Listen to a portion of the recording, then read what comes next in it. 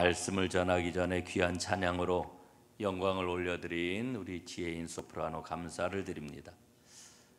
새벽 찬양이 참 어렵죠.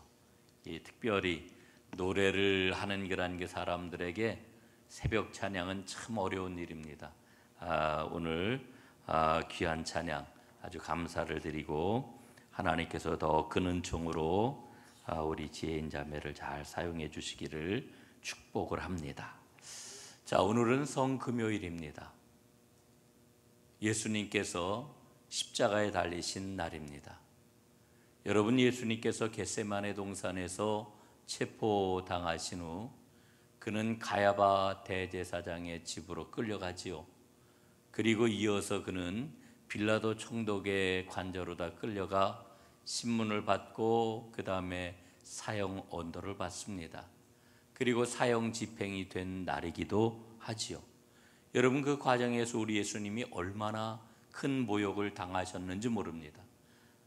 그를 보는 군중들에게 또 그의 형을 집행하는 그러한 그 군사들에게 말할 수 없는 모욕과 천대를 받으셨습니다.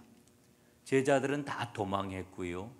그에게는 아무도 남아있지를 않았습니다. 베드로가 남아있었는데 베드로는 그를 멀찍이 바라보다가 그에게 위험이 닥쳐오게 되자 예수님을 모른다고 부인을 합니다. 3번씩이나 부인을 하던 중에 3번째 부인을 할 때는 예수님을 향하여 예수를 저주한다고까지 이렇게 이야기를 했습니다. 그리고 오직 힘없는 여인들만 그의 옆에서 눈물을 흘리며 어찌할 바 모르는 안타까운 그런 그 마음으로 예수님을 위해 눈물을 흘릴 뿐이었습니다. 홀로 예수님은 모욕을 당하셨고 예수님은 홀로 십자가에 달리셨고 예수님은 홀로 십자가에서 죽으셨습니다. 오늘 우리는 시편 22편 말씀을 함께 읽고 이 말씀을 통해서 은혜를 나누려고 하는데, 키드너라고 하는 신학자는 이런 이야기를 했습니다. 어떤 그리스도인이든지 이 시를 십자가 처형과 생생하게 연관시켜서 읽을 것이다, 이렇게 이야기를 했습니다. 여러분, 그렇지요. 우리 모든 그리스도인들은 이 시편 1000마디를 읽는 순간 이거는 예수님께서 십자가 위에서 마지막으로 절규하며 뱉으셨던 말씀인데 라고 하는 생각을 갖습니다. 정말 그렇지요. 마태복음 27장 46절에 보면은 이렇게 말씀이 기록이 되어 있습니다. 제9시쯤에 예수께서 크게 소리질러 이르시되 엘리 엘리 라마 사박다니 하시니 이는 곧 나의 하나님 나의 하나님 어찌하여 나를 버리셨나이까 하는 뜻이라. 여러분, 예수님께서 마지막 하나님께 올리셨던 이 마지막 절규의 말씀은 바로 시편 22편을 인용한 이와 같은 말씀이었던 것을 우리는 보게 됩니다. 여러분, 그래서 오늘 저는 여러분과 함께 이 시편 22편을 간략하게 살펴보고 십자가의 의미를 다시 한번 여러분과 은혜를 나누는 시간을 가지려고 합니다. 여러분, 시편 22편은 원래 다윗이 지은 그런 그 시이고 시편 22편을 통하여서 예수님께서 당하실 그 고초가 어떠한 것인지를 예표해 주는 그런 그 말씀으로 우리는 이 말씀을 만나게 됩니다. 이 시는 의인의 고난과 의인이 얻게 될 영광을 노래하는 시로 널리 알려졌습니다. 여러분, 이 시인은 지난날 이스라엘의 경험과 자신의 상황을 대조시키고 있는 것을 봅니다. 그래서 4절에서 이렇게 노래를 하지요. 우리 조상들이 주께 의뢰하고 의뢰하였으므로 그들을 건지셨나이다, 이렇게 노래를 합니다. 여러분, 뿐만 아니라 시인은 자기가 고난으로 너무 낮아지고 자기 모습이 너무나 일그러져서 땅바닥에 벌레처럼 구부러졌고 남들이 자기를 사람으로 여기지 않는다, 이렇게 하나님께 탄원을 하고 있습니다. 6절 7절 말씀을 보니까요, 이렇게 기록이 되어 있습니다. 나는 벌레요 사람이 아니라 사람의 비방거리요 백성의 조롱거리니이다. 나를 보는 자마다 다 나를 비웃으며 입술을 비죽거리며 머리를 흔들며 말하되 그가 여호와께 의탁하니 구원하실 걸, 그를 기뻐하시니 건지실 걸 하나이다. 여러분, 이 말씀 속에 우리 주님이 당하실 그 고난이 예표되어 있다라고 하는 그런 이야기를 했는데, 여러분 실제로 우리 예수님께서 십자가에 달리실 때에 많은 그 사람들이 예수님을 조롱하면서 너나 한번 구원해보라, 다른 사람을 구원하였다고 하는 자요, 너를 한번 구원해보라, 십자가 위에서 내려와 보라, 그러면 우리가 믿겠노라 이러면서 예수님을 향하여 얼마나 큰 조롱을 했습니까? 그런데 여러분, 이렇게 적들에게 조롱을 당하고 하나님에게 홀로 내팽개쳐졌고 열병으로 아주 쇠약해져서 무자비하게 원수에게 둘러싸인 이와 같은 상황을 더욱더 절규하는 그 시인의 모습을 우리는 오늘 여기서 보게 됩니다. 14절부터 16절까지 말씀입니다. 나는 물같이 쏟아졌으며 내 모든 뼈는 어그러졌으며 내 마음은 밀랍 같아서 내 속에서 녹았으며 내 힘이 말라 질그릇 조각 같고 내 혀가 입 천장에 붙었나이다.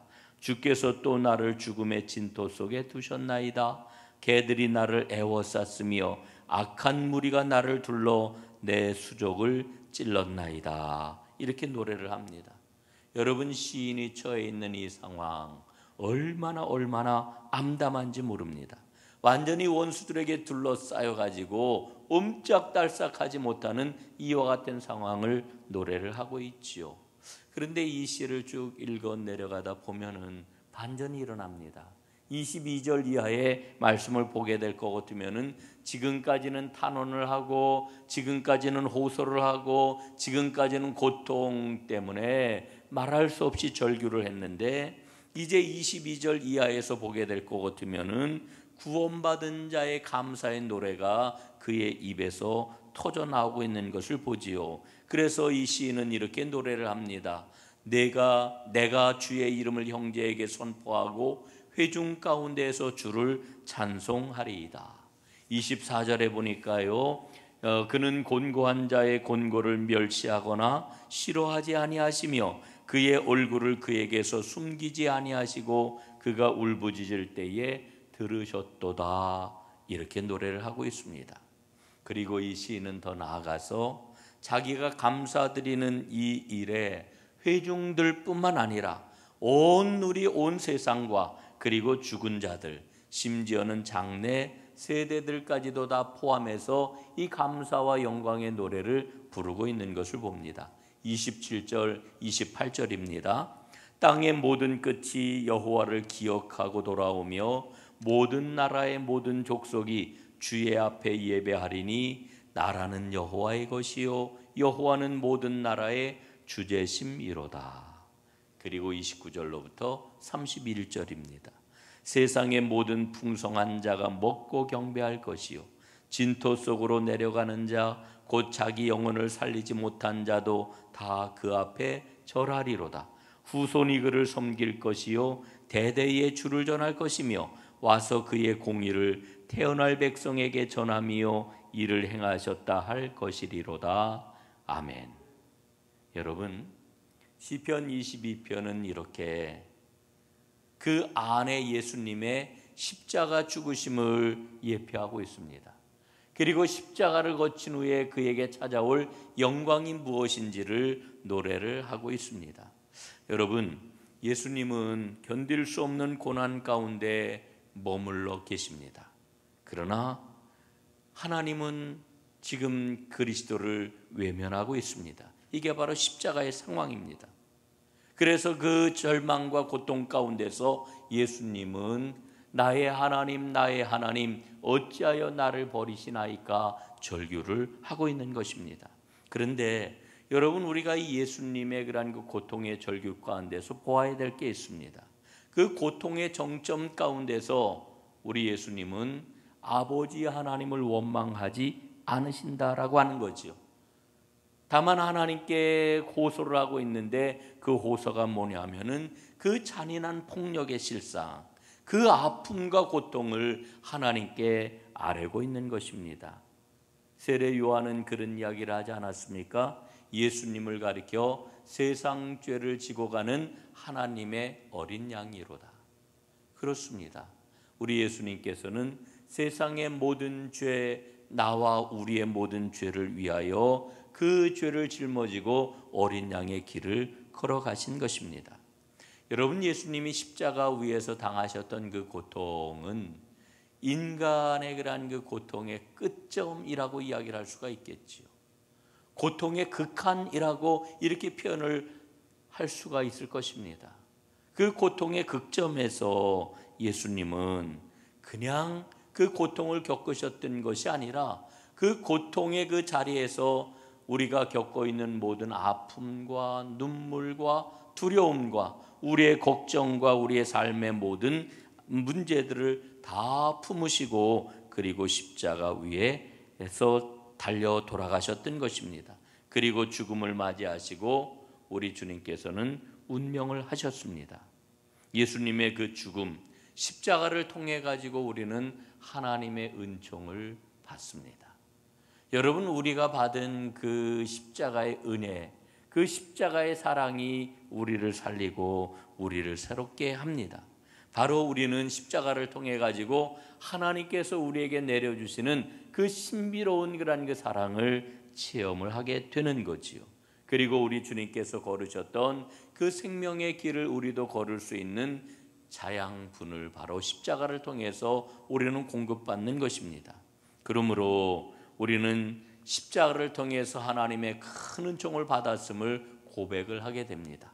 그 은총이 무엇일까요? 첫 번째로는 생명을 우리가 받았습니다.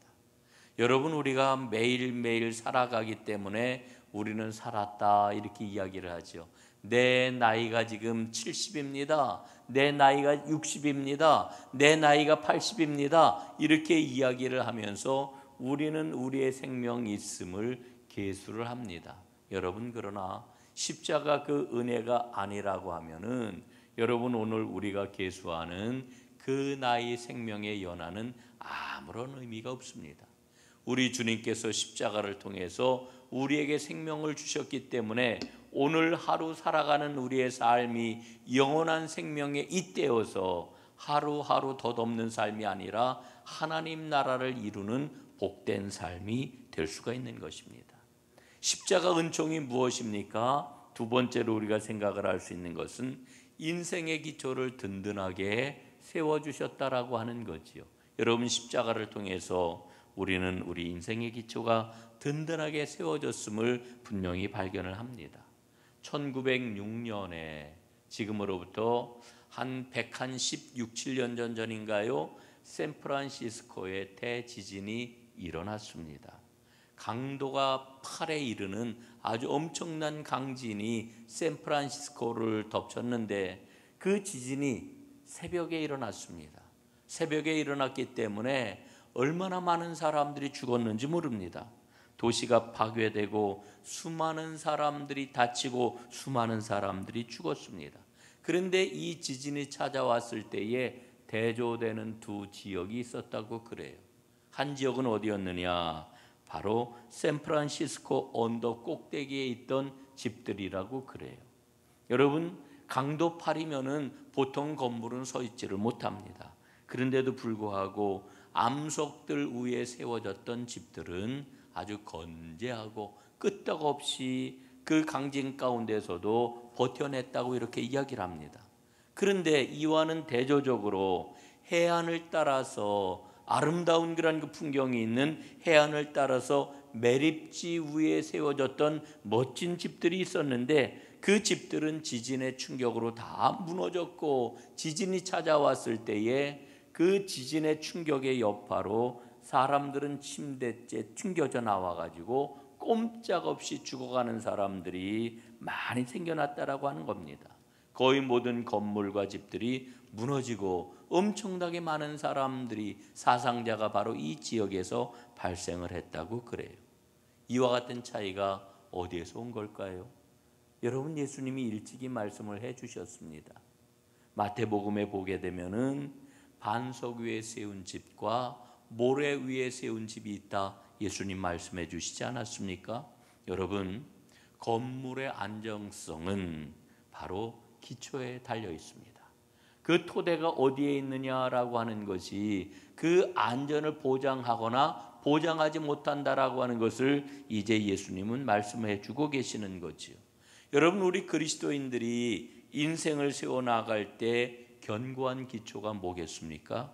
바로 예수 그리스도이십니다.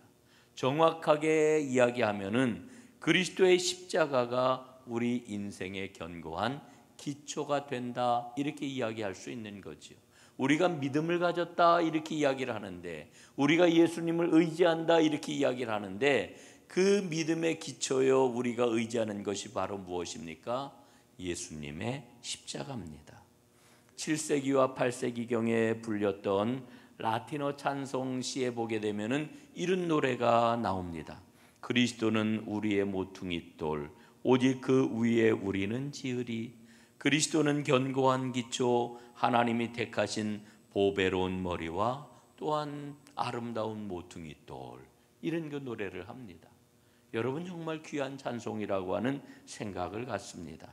여러분, 하나님은 우리에게 은혜를 주시는데 그리스도를 통해서 우리에게 은혜를 주십니다.